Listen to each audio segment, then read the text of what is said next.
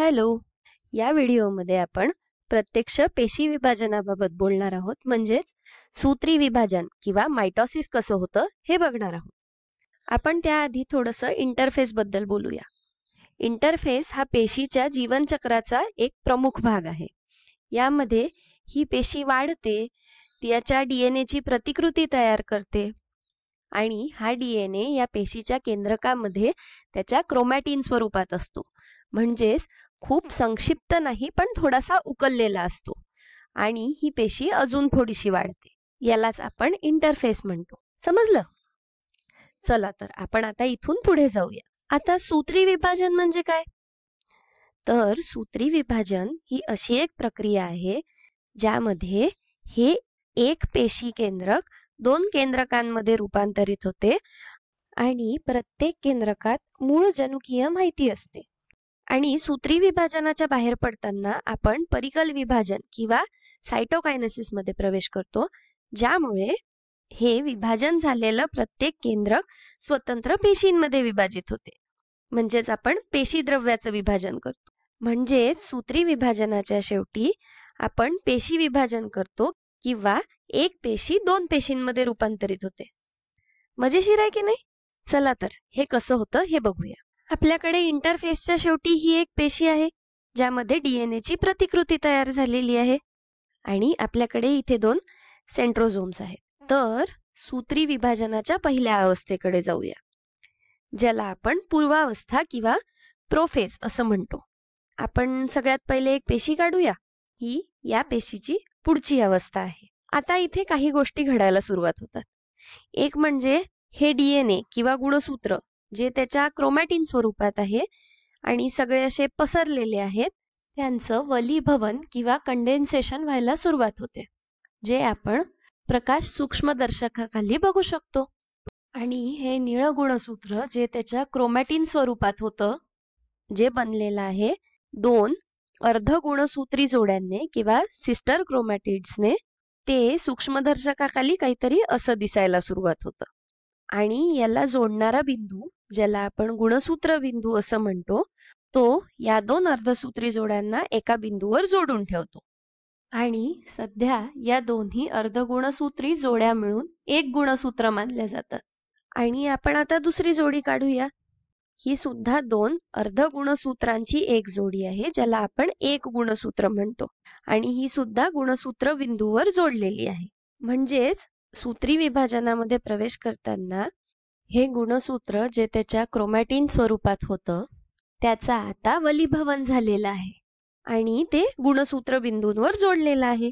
आता काय होतं तर जे केंद्रकावरण असतं किंवा ज्याला आपण न्यूक्लिअर मेम्ब्रेन असं म्हणतो, ते नाहीसं व्हायला सुरुवात होते आणि हे 2 सेंट्रोसोम्स पेशीच्या विरुद्ध बाजूंना जायला सुरुवात होते. म्हणजे ते 2 विरुद्ध बाजूंना स्थलांतरित होतात. हे खूप आश्चर्यकारक नाही आहे का? म्हणजेच अरे, आधी हे घडतं मग त्याच्यानंतर ते घडतं, हे म्हणणं किती सोपं आहे. पण लक्षात ठेवा, या पेशीला स्वतःचा मेंदू नाहीये, म्हणजे हिला विचार करण्याची क्षमता नाहीये. या सगळ्या प्रक्रिया काही रासायनिक आणि आण्विक अभिक्रियांद्वारे घडत आहेत. हे आश्चर्य यासाठी पण आहे की ही पेशीची रचना, ज्याला आपण कधी कधी खूपच सामान्य गोष्ट मानतो, ती प्रत्यक्षात खूपच गुंतागुंतीची आणि किचकट आहे आणि तिला स्वतःची अशी कोणतीही बुद्धिमत्ता नसताना काय करायचं हे सुद्धा माहिती आहे. आणि आपण या ज्या प्रक्रियांबद्दल बोलतो आहे, ज्या आपण खूपच वरवर बघतो आहे, म्हणजे कोणत्या गोष्टी कशा घडतात, कोणत्या वेगवेगळ्या गोष्टी घडतात, कोणत्या यंत्रणेद्वारे घडतायत आणि प्रत्यक्षात कधी घडतायत, कोणत्या अणूच्या आधारावर घडत आहेत, हे अजूनही वैज्ञानिक समजून घेण्याचा प्रयत्न करत आहेत. आपण आपल्या मूळ विषयावर पुन्हा येऊया आता. तर ही झाली आपली सूत्री विभाजनाची पहिली अवस्था, ज्यामध्ये केंद्रकावरण नाहीसं होत आहे. सेंट्रोझोम्स पेशीच्या विरुद्ध बाजूला स्थलांतरित झालेले आहे आणि डीएनए हे त्यांचं क्रोमॅटिन स्वरूप सोडून वलीभवन होऊन गुणसूत्र स्वरूपात आले आहे, जे जोडलेले आहे एका गुणसूत्र बिंदूवर. यालाच आपण सूत्री विभाजनाची पूर्वावस्था किंवा प्रोफेज असं म्हणतो. इतकं समजलं? चला तर आपण पुढे जाऊया. आता पुढच्या अवस्थेत काय होईल, तर आपण याच पेशीपासून सुरुवात करूया. पुढच्या अवस्थेत आपलं केंद्रकावरण नाहीसं झालेलं आहे आणि ही गुणसूत्रे पेशीच्या मध्यभागी एका रांगेत येऊ लागली आहेत आणि ही दोन्ही जोडलेली आहे गुणसूत्र बिंदूवर आणि आपले सेंट्रोझोम पेशीच्या दोन विरुद्ध टोकांना गेलेले आहे. आपण या अवस्थेमध्ये काही गोष्टींना नावं देऊया का? हे दोन आहेत आपले सेंट्रोझोम. याच्या आतमध्ये असतं ते ताराकेंद्र किंवा सेंट्रिओल्स आणि हे प्रत्येक सेंट्रोझोम मध्ये दोन असतात. या काहीशा दंडगोलाकार दिसणाऱ्या रचना आहेत आणि ज्या बिंदूवर या दोन अर्ध गुणसूत्रांच्या जोड्या जोडलेल्या असतील त्या बिंदूला आपण गुणसूत्र बिंदू असं म्हणतो. आपण यांना नावं दिल्यामुळे थोड्याशा गोष्टी सोप्या होतील. आता आपण जे पाहणार आहोत म्हणजे हे गुणसूत्र एका रेषेत येत आहेत किंवा हे सेंट्रोझोम्स पेशीच्या विरुद्ध टोकांना जात आहेत, हे एका अत्याधुनिक यंत्रणेद्वारे म्हणजेच लवचिक प्रथिनांच्या धाग्यांमुळे, ज्यांना आपण तूर्कतंतू किंवा स्पिंडल फायबर्स असं म्हणतो, त्यांच्यामुळे होत आहे. तर या सेंट्रोझोम्सची भूमिका काय आहे, ते काय करतात, तर हे लवचिक प्रथिनांचे धागे दोन्ही ताराकेंद्र आणि प्रत्येक गुणसूत्राचा गुणसूत्र बिंदू जोडत आहेत आणि याच धाग्यांमुळे गोष्टी योग्य मार्गाने ओढल्या आणि ढकलल्या जाण्यास मदत होते. म्हणजेच आता आपले दोन सेंट्रोझोम एकमेकांपासून विरुद्ध दिशेला गेलेले आहे आणि पुढच्या अवस्थेत आपण बघणार आहोत की हेच या अर्धगुणसूत्रांच्या जोडीला एकमेकांकडे ओढण्यास देखील सक्षम आहे. आता ही अवस्था जिथे गुणसूत्र एका रेषेत आले आहेत, सेंट्रोझोम्स पेशीच्या विरुद्ध बाजूंना गेलेले आहेत आणि लवचिक प्रथिनांच्या धाग्यांचा एक सांगाडा तयार झालेला आहे, या अवस्थेला आपण मध्यावस्था किंवा मेटाफेज असं म्हणतो. ही झाली सूत्री विभाजनाची मध्यावस्था किंवा मेटाफेज. आता आपण विचार करूया की पुढे काय होईल बरं. चला आपण त्याच पेशीपासून सुरुवात करूया. तर पुढे होतं असं की हा जो प्रथिनांच्या धाग्यांचा सांगाडा तयार झाला आहे तो या अर्धगुणसूत्रांच्या जोडीला तोडतो आणि प्रत्येकाला स्वतःकडे ओढायला सुरुवात करतो, म्हणजेच त्यांच्या दिशेने हलवायला सुरुवात करतो. हे आलं आपलं एक निळं गुणसूत्र, हे या बाजूला ओढल्या गेलेलं आहे आणि याचाच दुसरा भाग दुसऱ्या बाजूला ओढल्या गेलेला आहे. हेच आपल्या गुलाबी गुणसूत्राबाबत पण होईल.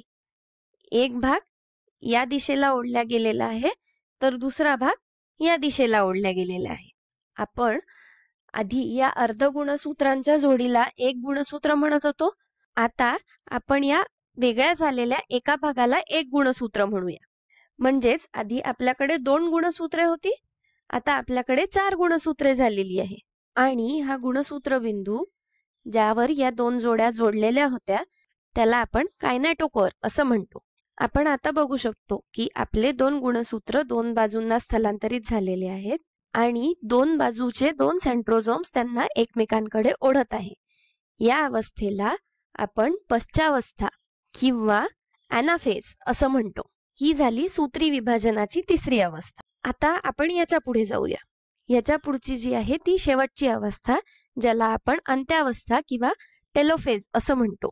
आणि अंत्यावस्थेमध्ये होईल काय, तर तुम्हाला या पश्चावस्थेमध्ये दिसू शकतं की मी ही पेशी थोडी आतमध्ये चिमटलेली किंवा जिथे खाच निर्माण होऊ शकते अशी काढायला सुरुवात केलेली आहे.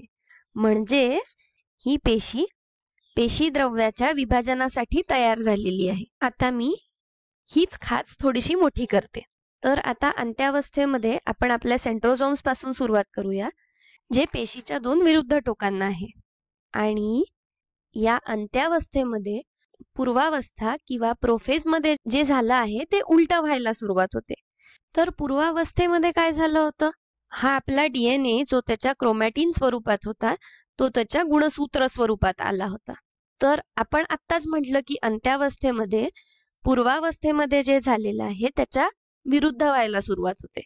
म्हणजेच काय होईल, तर हा DNA जो गुणसूत्रांच्या स्वरूपात आलेला आहे तो थोडासा उलगडायला सुरुवात होईल आणि तो त्याच्या क्रोमॅटिन स्वरूपात जायला सुरुवात होईल. तर हा आला आपला एक निळा गुणसूत्र आणि यालाच जोडलेला आपला हा आला गुलाबी गुणसूत्र. हेच इकडल्या भागात सुद्धा व्हायला सुरुवात होईल. हा आला आपला एक गुणसूत्र आणि हा आला आपला दुसरा गुणसूत्र. हे दोन्ही DNA चे धागे आता आपल्या क्रोमॅटिन स्वरूपामध्ये आहे आणि पूर्वावस्थेमध्ये आपलं केंद्रकावरण नाहीसं व्हायला सुरुवात झाली होती, तर अंत्यावस्थेमध्ये ते केंद्रकावरण पुन्हा तयार होऊ लागेल आणि आपल्याकडे आता जवळजवळ वेगळ्या झालेल्या दोन पेशी आहेत, तर आपल्याकडे दोन केंद्रकावरण तयार होतील आणि हे झाल्यानंतर या दोन पेशी वेगवेगळ्या होतील, म्हणजेच परिकल विभाजन किंवा सायटोकायनेसिस होईल. परिकल विभाजन किंवा सायटोकायनेसिस काय आहे, तर ही एक अशी प्रक्रिया आहे ज्यामुळे ही खाच पूर्णपणे नाहीशी होईल आणि या दोन स्वतंत्र पेशींमध्ये विभाजित होतील.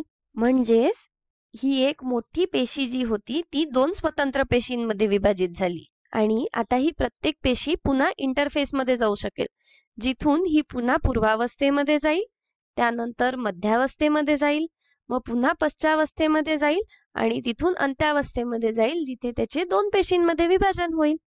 म्हणजेच या दोन्ही पेशी पुन्हा सूत्री विभाजनातून जातील आणि त्यातून आपल्याला 4 पेशी मिळतील. मजेशीर आहे, हो की नाही? या व्हिडिओसाठी इतकंच. धन्यवाद.